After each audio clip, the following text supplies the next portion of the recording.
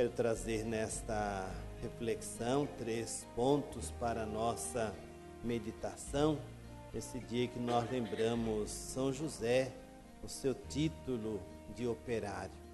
Primeiro ponto que hoje nós celebramos, comemoramos, 1º de maio, dia do trabalho. Certamente poucas festividades, tanto na igreja quanto na sociedade.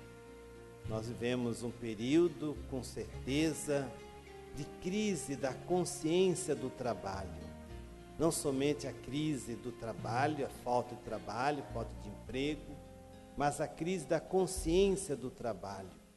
O trabalho, ele é fruto da dignidade do ser humano e do direito de todo ser humano. São duas coisas que identificam a vida humana: a dignidade do trabalho e o direito do trabalho. São duas coisas que, com certeza, entram em conflito no mundo moderno que nós vivemos, especialmente nesse período que nós chamamos pós-modernidade.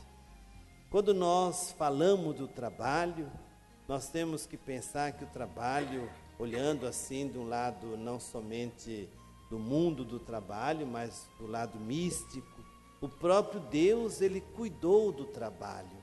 Nós ouvimos a primeira leitura do livro de Gênesis, onde Deus, fazendo o trabalho com suas próprias mãos, criando o ser humano, as coisas, a natureza. Esse é o serviço de Deus. O trabalho na criação constitui o primeiro elemento do trabalho humano. Mas, infelizmente, esta mística que nós chamamos do trabalho, ela hoje não é mais valorizada.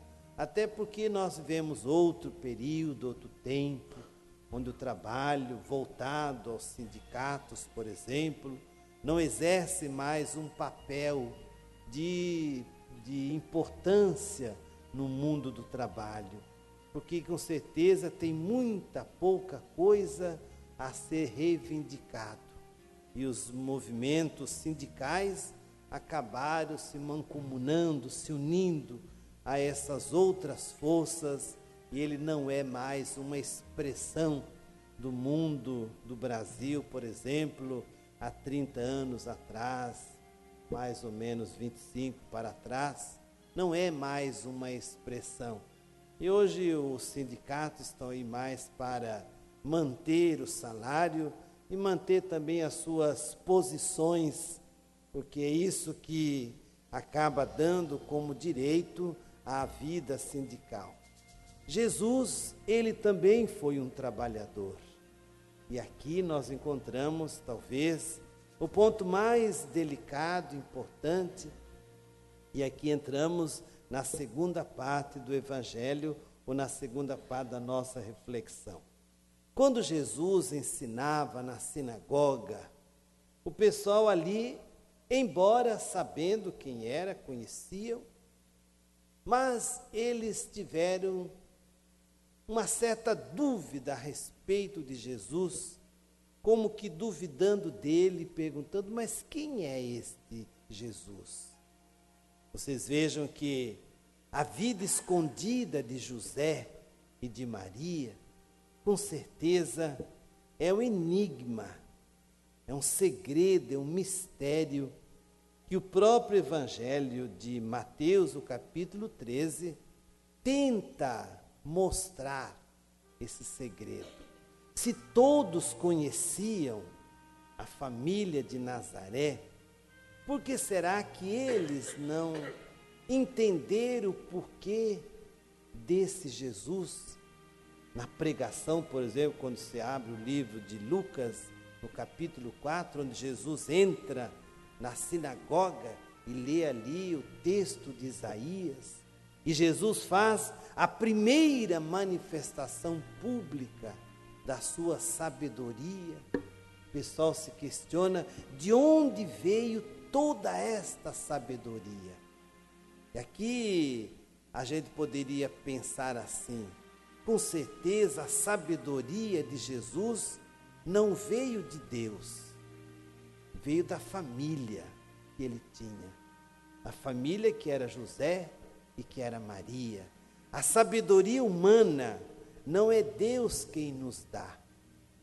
Quem nos dá a sabedoria humana é a família.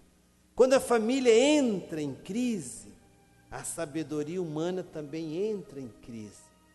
Por isso que eles, os seus compatriotas, jamais entenderam como aquele Jesus, ele poderia falar aquilo que eles estavam falando.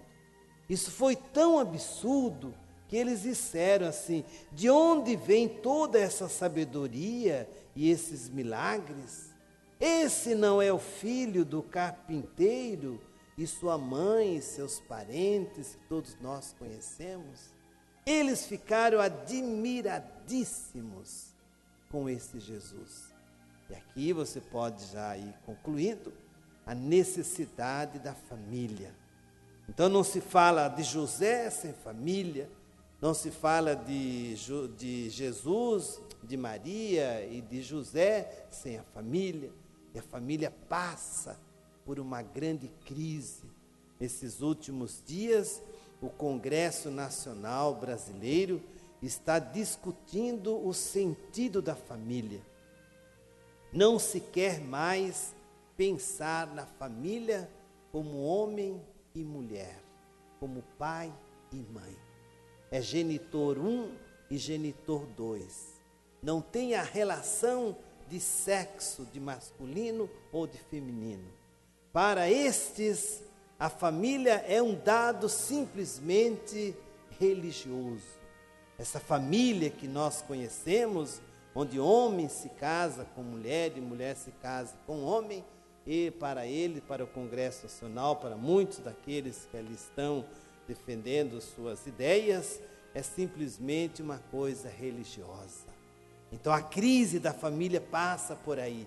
E esse Jesus, nascendo da família, certamente ele aprendera isto onde? Na casa, com José e com Maria. E a função primordial de José foi dar a Jesus a sabedoria humana que ele necessitava. Por isso que no ensino da sinagoga, eles questionam a sua origem. E questionando a sua origem, o Evangelho termina dizendo que, infelizmente, Jesus não fez ali nenhum milagre. Por que será? Porque quando as pessoas não nos entendem, não compreendem a nossa origem, e no caso de Jesus, não compreendendo a origem de Jesus, certamente Jesus não tinha nada para fazer no meio daquele povo. Esse segundo questionamento. E o terceiro questionamento, a terceira ideia que nós podemos retirar do texto de hoje, da nossa reflexão de São José, é aquilo que no dia de São José, 19 de março, eu falava que era o sexto ponto das ideias sobre São José, o trabalho de José na oficina de Nazaré. José era um trabalhador. E aqui nós vamos entender que José, enquanto carpinteiro, segundo a história, José não era um carpinteiro, vamos dizer assim, de qualquer quilate, qualquer jeito. Era um grande carpinteiro. Como se chama hoje aí o pessoal que faz trabalho aí? Marceneiro. Ele tinha uma grande marcenaria.